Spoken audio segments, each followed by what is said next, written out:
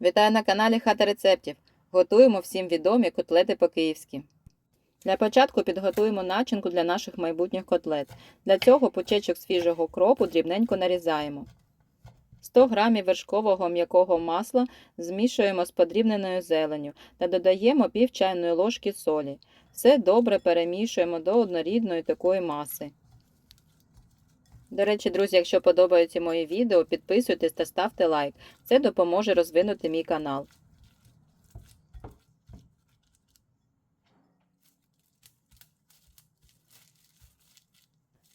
Готову масляну суміш перекладаємо в харчову плівку та формуємо ось таку тоненьку ковбаску.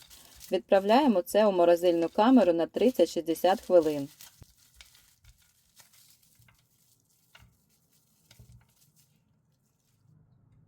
Для котлет беремо 3 курячі грудки середнього розміру, загальною вагою десь 700-800 г, та розрізаємо кожну вздовж.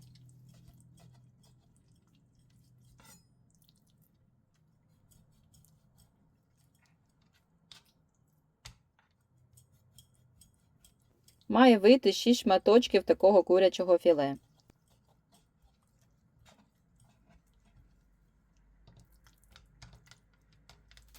Складаємо всі шматочки філе на дощечку, накриваємо харчовою плівкою та починаємо гарно відбивати. Відбиваємо тим боком молотка, де маленькі зубчики.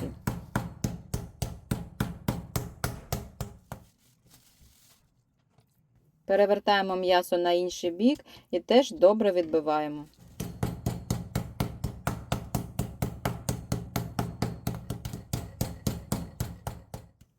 Всі філе з обох боків посолити, приблизно пішла десь 1 чайна ложка, та присипати чорним меленим перцем. Дістаємо масло з морозилки, воно вже гарно тримає форму, та розрізаємо його вздовж на рівні частинки.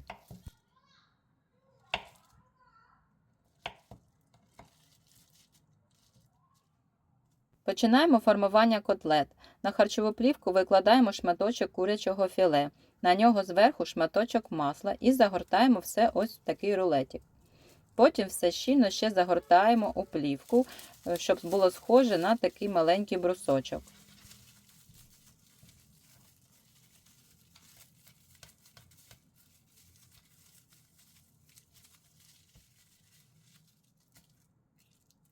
Друзі, дякую вам всім за перегляди. До речі, цікаво, з якої країни та міста ви дивитесь мій канал. Пишіть про це у коментарях.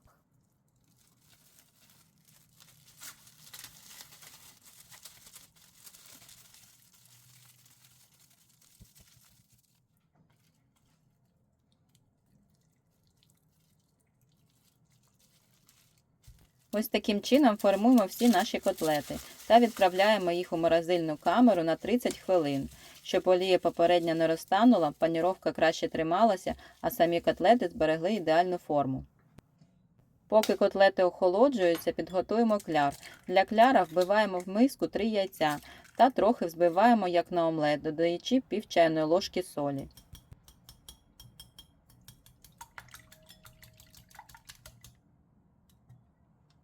В окрему тарілку насипаємо борошно та панірувальні сухарі.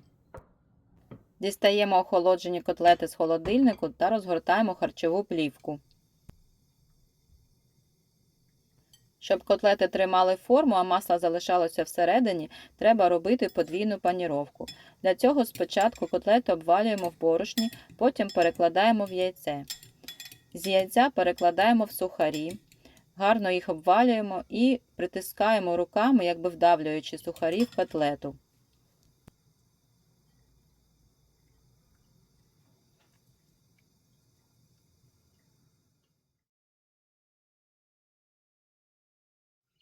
Далі відправляємо котлету знову в яйце і знову в сухарі, також формуючи і вдавлюючи їх в котлету. Це і є подвійна паніровка.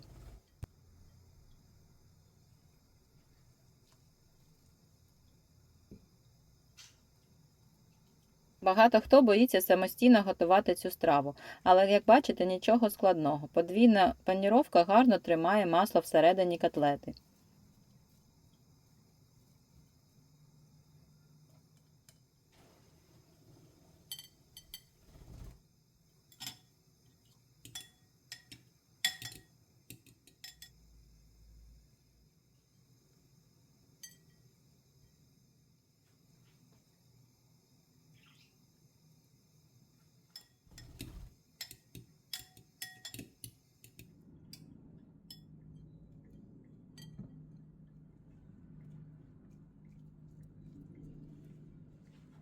Розігріваємо олію у кастрюлі. Перевірити нагрів можна за допомогою зубочистки. Якщо навколо неї з'явилися бульбашки, вона нагрілася до потрібної нам температури. Обережно кладемо в олію котлети та обсмажуємо декілька хвилин до золотистої скоринки.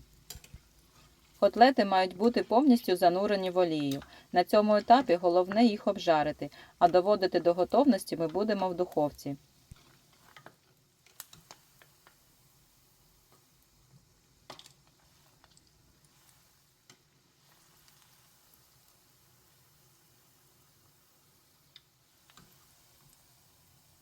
Дістаємо обжарені котлети та викладаємо їх у деко, застелене пергаментом, на якому будемо їх запікати. Накриваємо котлети фольгою та відправляємо у розігріту до 180 градусів духовку на 15-20 хвилин.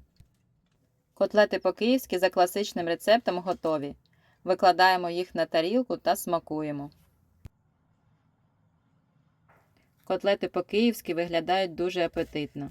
Золотиста хрумка скоринка, ніжна м'якоть і при цьому соковита ароматна начинка, яка залишилася всередині котлет, а не витекла в процесі приготування.